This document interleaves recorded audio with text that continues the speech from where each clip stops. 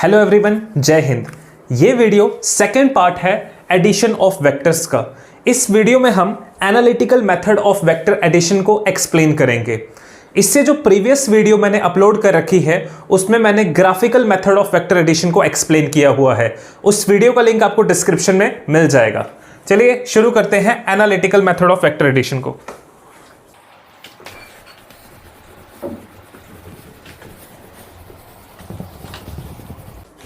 Suppose कीजिए आपके पास दो वेक्टर्स हैं, ए वेक्टर एंड बी वेक्टर।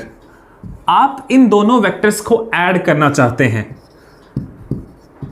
ये दो वेक्टर्स सिर्फ तब ऐड हो सकते हैं अगर इनका नेचर सेम है। मतलब अगर ए वेक्टर डिस्प्लेसमेंट वेक्टर है तो बी वेक्टर को भी डिस्प्लेसमेंट ही होना चाहिए, तभी ये ऐड हो सकते हैं, अदरवाइज ये ऐड नहीं होंगे। तो जब हम दो सेम नेचर के वेक्टर्स को ऐड करते हैं तो हमें एक नया वेक्टर मिलता है जिसका नेचर भी ए वेक्टर और बी वेक्टर जैसा ही होगा। मतलब कि अगर ये डिस्प्लेसमेंट है, ये भी डिस्प्लेसमेंट होना चाहिए और ये भी डिस्प्लेसमेंट ही मिलेगा आपको।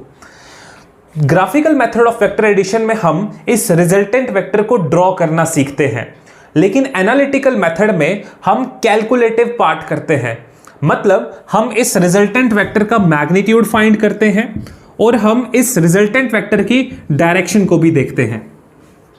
हम इसकी डायरेक्शन को इनफैक्ट कैलकुलेट करते हैं। आगे वीडियो में आपको पता चल जाएगा कि what is meant by calculation of direction. ठीक है, तो चलिए कुछ पॉइंट्स डिस्कस कर लेते हैं पहले, सो दैट आपको एनालिटिकल मेथड समझ आ जाए। इसको मिटा देते हैं।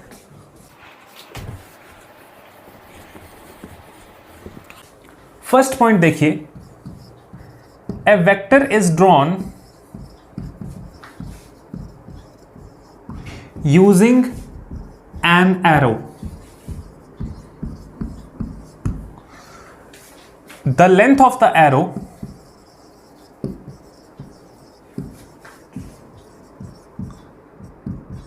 represents the magnitude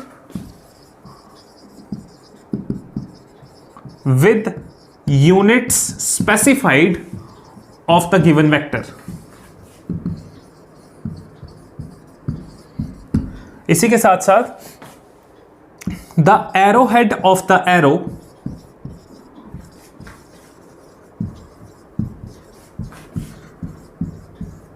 represents the direction of the given vector.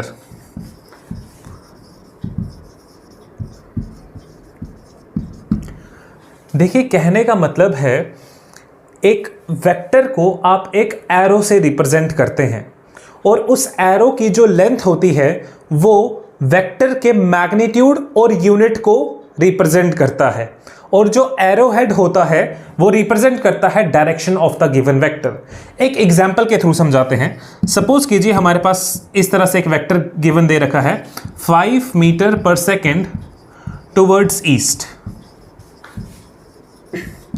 ये एक वेलोसिटी वेक्टर दिया हुआ है आपको। तो इसको देखो किस तरह से हम ड्रॉ कर सकते हैं। हम एक एरो इस तरह से बना देंगे। ये वाली जो डायरेक्शन है ये ईस्ट डायरेक्शन को रिप्रेजेंट करेगी। इस एरो की जो लेंथ है ये लेंथ क्या रिप्रेजेंट करेगी? Magnitude of the vector with unit specified. मतलब कि ये जो वैल्यू है ये है आपके पास 5 मीटर्स पर सेकेंड। और ये जो एरो हेड है इस एरो का, इसे बोलते हैं एरो हेड। ये जो नोक होती है ना, ठीक है, ये जो एरो हेड है ये रिप्रेजेंट करती है डायरेक्शन। तो देखिए ये ईस्ट की तरफ है डायरेक्टेड, तो ये आपके पास जो एरो बनाया हुआ है ये रिप्रेजेंट कर रहा है 5 मीटर्स पर सेकेंड टुवर्ड्स ईस्ट। आप चाहें तो इसका स्केल छोटा भी कर सकते हैं। फॉर एग्जाम्पल, अगर आपको कार्टेशियन सिस्टम पे बनाना है, आप ऐसा कर लीजिए, आप 1 सेंटीमीटर को इक्विवेलेंट मान लीजिए 1 मीटर पर सेकेंड के। तो अगर आप एक 5 सेंटीमीटर लेंथ का एरो बना देंगे, ये रिप्रेजेंट करेगा आपके पास 5 मीटर्स पर सेकेंड, और ये जो डायरेक्शन है ये ईस्ट डायरेक्शन है, तो ये वेक्टर होगा आपके पास 5 मीटर्स पर सेकेंड टुवर्ड्स ईस्ट। आप स्केल को और भी छोटा कर सकते हैं। एक एग्जांपल जैसे बताता हूं आपको। आप 1 सेंटीमीटर को इक्विवेलेंट मान लीजिए 5 मीटर्स पर सेकेंड के। तो एक एरो अगर आप 1 सेंटीमीटर लेंथ का बनाएंगे तो इस केस में आपके पास ये रिप्रेजेंट करेगा 5 मीटर्स पर सेकेंड टुवर्ड्स ईस्ट डायरेक्शन। ठीक है, लिख लीजिए इस बात को।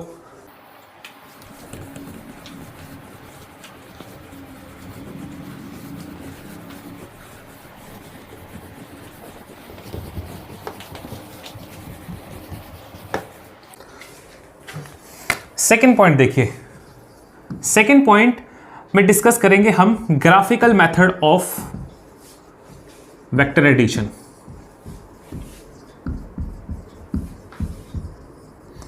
डिटेल में डिस्कस नहीं करेंगे, जस्ट ब्रीफ में आपको बता दूंगा। एक्चुअली इसमें मैंने एक वीडियो बना रखी है जिसका लिंक डिस्क्रिप्शन में दिया हुआ है। ठीक है, तो ब्रीफ में देखिए, अगर आपके पास दो वेक्टर्स इस तरीके से हैं, ए vector and B vector, such that एक वेक्टर का हेड दूसरे वेक्टर की टेल के साथ कनेक्टेड है, तो यहां पे लगता है triangular law of vector addition, और उस लॉ के अकॉर्डिंग जो इन दोनों वेक्टर्स का रिजल्टेंट वेक्टर होगा, ठीक है, यानी कि जब आप ए वेक्टर प्लस बी वेक्टर करेंगे तब आपके पास एक रिजल्टेंट वेक्टर होगा। इस रिजल्टेंट वेक्टर को ड्रॉ किया जाता है using graphical method of vector addition. तो देखिए कैसे ड्रॉ होता है, इस तरीके से। ये जो वेक्टर बनाया है आपने, इसको आप बोलेंगे resultant vector, which is equals to A vector plus B vector. ये मैंने triangular law of vector addition की हेल्प से रिजल्टेंट वेक्टर को ड्रॉ किया है। देखिए, अगर आपके पास दो वेक्टर्स इस तरीके से हैं, सो दैट उनकी टेल्स जॉइंड है। देखिए, ए वेक्टर और बी वेक्टर की टेल्स जॉइंड है। इस केस में आप रिजल्टेंट वेक्टर कैसे ड्रॉ करते हैं, देखिए, सबसे पहले आप ए वेक्टर और बी वेक्टर से एक पैरेललोग्राम इस तरह से बना देते हैं। अब इस पैरेललोग्राम का डायगोनल इस तरीके से अगर आप एरो बना दें, ये जो एरो होता है ये रिप्रेजेंट करता है आपके पास resultant vector.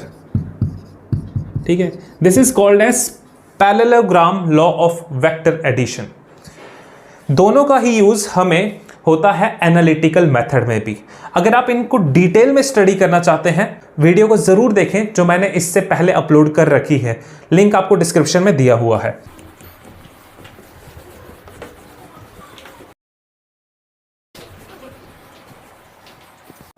Point number third देखिए, angle between the two vectors.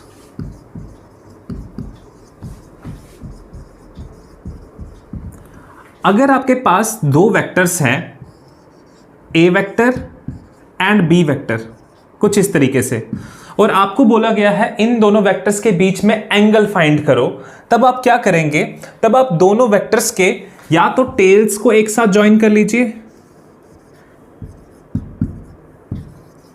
देखिए, आपने क्या किया, आप इस बी वेक्टर को पकड़िए और इस तरह से ए वेक्टर की टेल के साथ बी वेक्टर की टेल जोड़ दीजिए, तो आपको इस तरह से दिखेगी फिगर।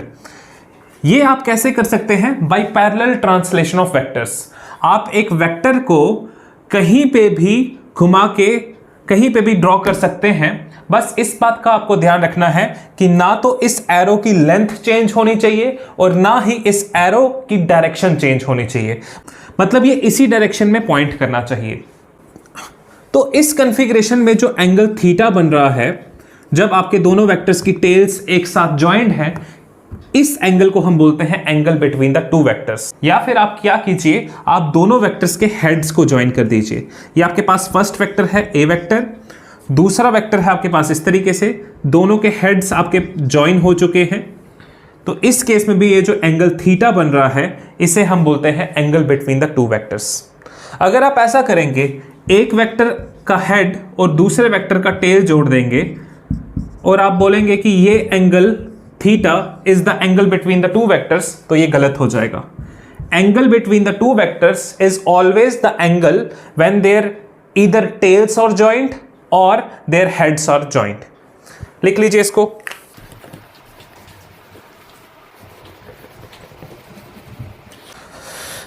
चलिए अब एक्सप्लेन करते हैं आपको analytical method of vector addition. Analytical method of vector addition.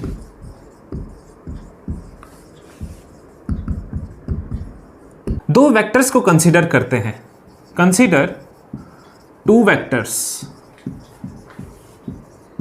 A vector and B vector, such that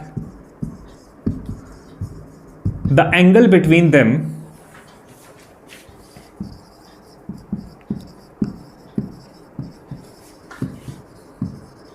is theta।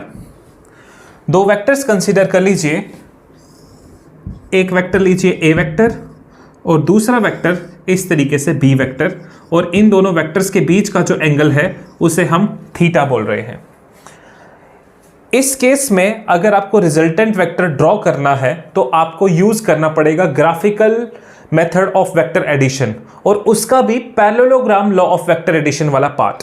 तो आप क्या करेंगे, ए वेक्टर और बी वेक्टर की हेल्प से सबसे पहले तो एक पैरेललोग्राम ड्रॉ कर लेंगे इस तरीके से, और इस पैरेललोग्राम का जो ये डायगोनल होगा ये वाला यहां से यहां तक, ठीक है, ये रिप्रेजेंट करेगा आपके पास resultant vector. This is r vector which is actually equals to A vector plus B vector.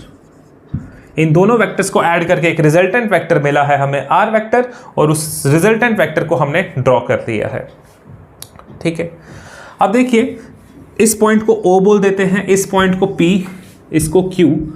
यहां से यूजिंग जियोमेट्री एक परपेंडिकुलर ड्रॉ कर देते हैं इस तरीके से। इस पॉइंट का नाम दे देते हैं N। तो हम बोलेंगे let QN be perpendicular to ON। अब देखिए हमें करना क्या है, हमें ट्राइंगल ONQ में पाइथागोरस थ्योरम लगानी है और हमें रिजल्टेंट वेक्टर का मैग्नीट्यूड मिल जाएगा।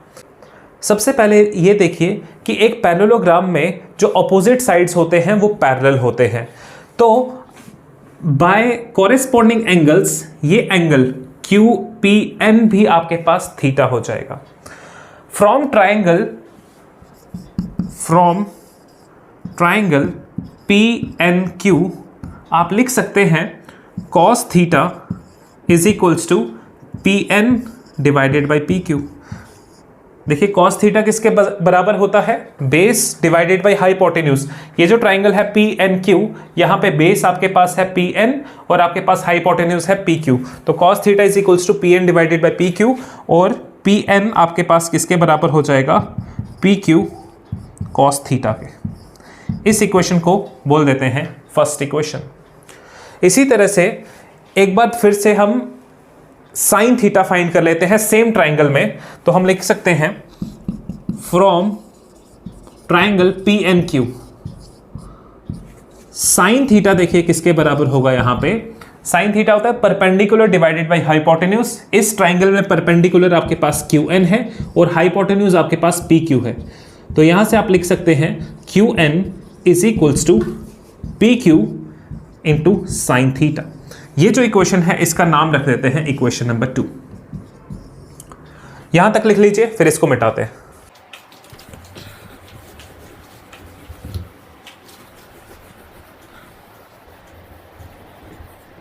फर्स्ट और सेकंड इक्वेशन को कहीं पे साइड पे लिख देते हैं। PN is equals to PQ cos theta, this is first equation, and second equation is QN is equals to PQ sin theta, this is equation number 2।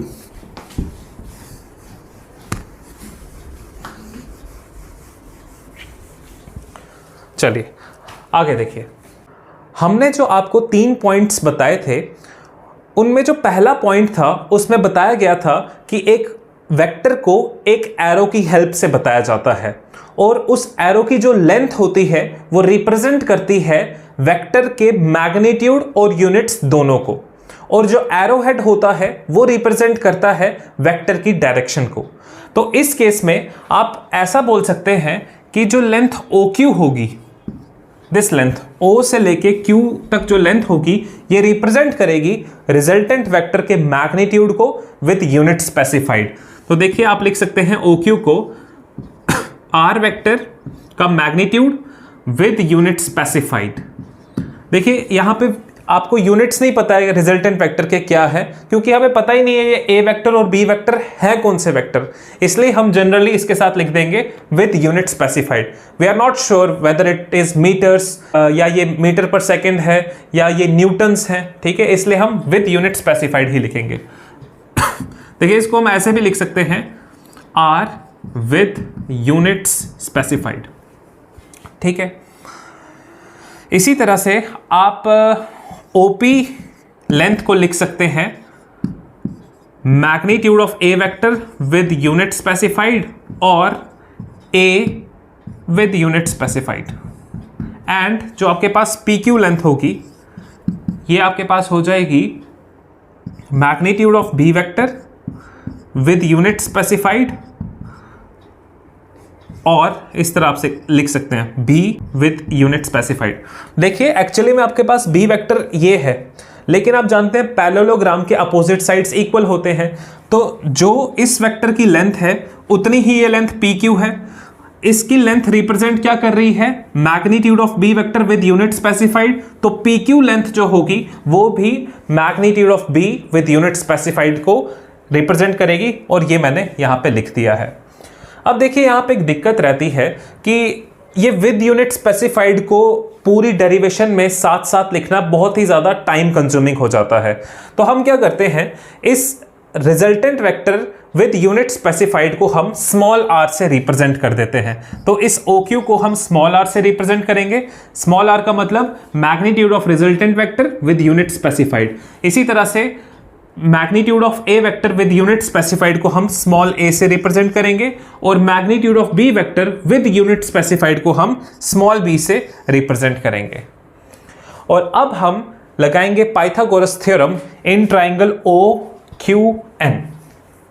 देखिए apply Pythagoras theorem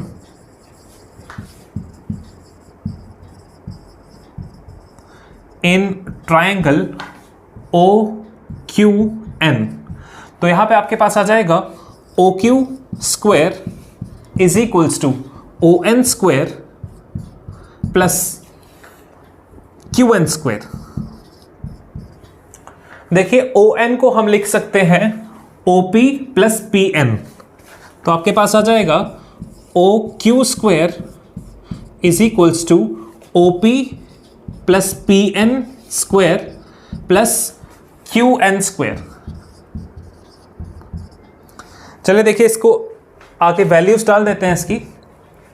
OQ square, देखिए OQ आपके पास small r से represented है, तो आपके पास OQ square हो जाएगा small r square. Small r square is equals to OP।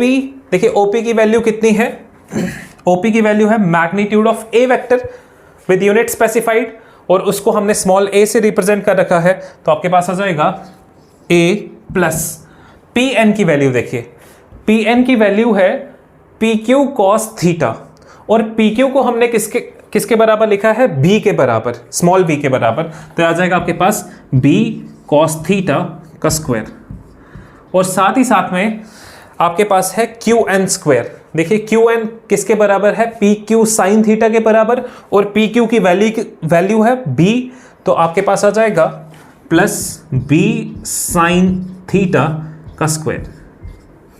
यहां तक लिखिए, इसके बाद आगे करते हैं।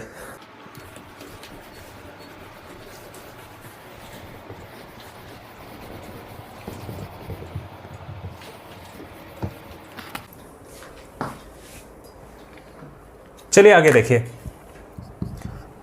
इसके आगे लिखते हैं हम r square is equals to, यहां पे a प्लस बी का होल स्क्वायर फॉर्मूला लग जाएगा, तो हो जाएगा a square plus b square cos square theta plus 2ab cos theta, plus ये हो जाएगा आपके पास b square into sine square theta. अब देखिए इस वाली टर्म में और इस वाली टर्म में बी स्क्वायर कॉमन आ जाएगा, तो आप लिखेंगे small r square is equals to a square plus b square. यहाँ पे आपके पास आ जाएगा cos square theta plus sine square theta, और ये वाली टर्म है आपके पास 2ab इंटू कॉस थीटा। तो sine square theta plus cos square theta आपके पास 1 हो जाता है। तो आपके पास स्मॉल आर स्क्वायर किसके बराबर हो जाएगा, a square plus b square plus 2ab into cos theta. ठीक है, अब देखिए स्मॉल आर जो था वो किसके बराबर था actually, magnitude of resultant vector with unit specified का स्क्वायर के। यहां देखिए आपके पास ए स्क्वायर किसके बराबर हो जाएगा, magnitude of a with unit specified का whole square, plus b square हो जाएगा आपके पास magnitude of b with unit specified का स्क्वायर, प्लस ये आपके पास हो जाएगा 2 times magnitude of a with unit specified into magnitude of b with unit specified into cos theta. यहां तक लिखिए, फिर आगे समझाते हैं।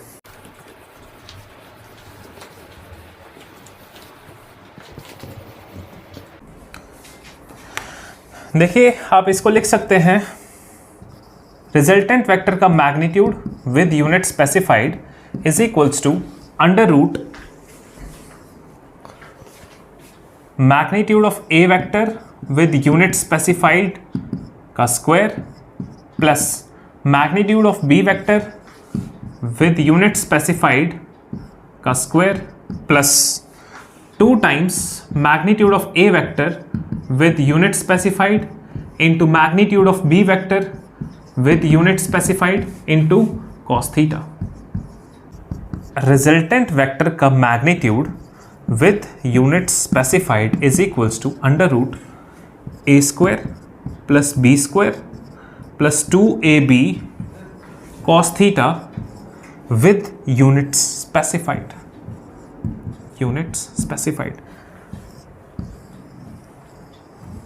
अगर आप दोनों तरफ यूनिट्स को ना लिखें तो आप रिजल्टेंट वेक्टर के मैग्नीट्यूड को फाइंड कर सकते हैं।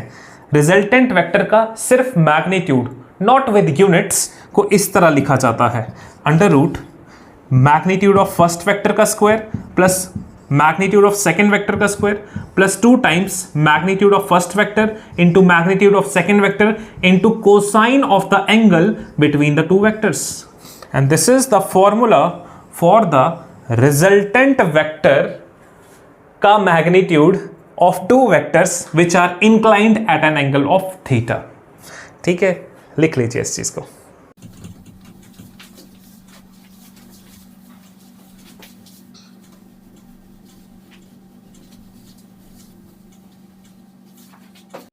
इस फॉर्मूला से हम फाइंड करते हैं कि रिजल्टेंट वेक्टर का मैग्नीट्यूड कितना है।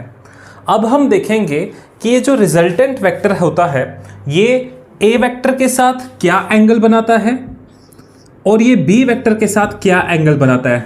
मतलब हम अल्फा और बीटा एंगल को फाइंड करेंगे और जब हमें अल्फा या बीटा मिल जाएगा तब हम रिजल्टेंट वेक्टर की डायरेक्शन बता सकते हैं with respect to A vector और बी वेक्टर।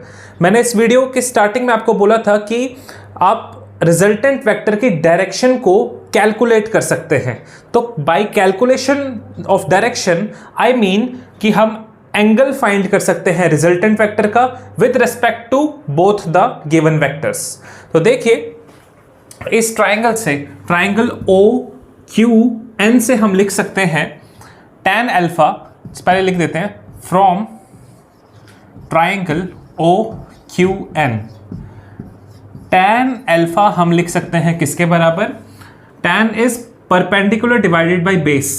OQN ट्राइंगल के लिए QN is perpendicular and ON is the base. तो देखिए QN की वैल्यू हमने फाइंड कर रखी थी, that was B sin theta, B sin theta and ON की वैल्यू हमारे पास आई थी A plus B cos theta. ठीक है, तो यहां से tan को राइट हैंड साइड पे ले जाएंगे तो आप लिख सकते हैं alpha is equals to tan inverse B sin theta divided by A plus B cos theta. तो हमने एंगल फाइंड कर दिया है जो रिजल्टेंट वेक्टर बना रहा है with respect to A vector. इसी तरीके से हम फाइंड करेंगे इस बीटा एंगल को जो ये रिजल्टेंट वेक्टर बना रहा है विद बी वेक्टर। तो देखिए करेंगे कुछ नहीं, जस्ट हम यहां से हम बोल सकते हैं कि beta is equals to theta minus alpha, है ना। तो यहां से हम लिख सकते हैं alpha is equals to theta minus beta. इस इक्वेशन में अगर हम अल्फा की जगह थीटा माइनस बीटा कर दें तो हमारे पास देखिए क्या आ जाएगा, theta minus beta is equals to tan inverse b sine theta divided by a plus b cos theta. ठीक है, और यहां से हमें फाइंड करना है कि बीटा की क्या वैल्यू आ जाएगी। तो देखिए यहां से आपके पास आ जाएगा beta is equals to theta minus tan inverse b sine theta divided by a plus b cos theta.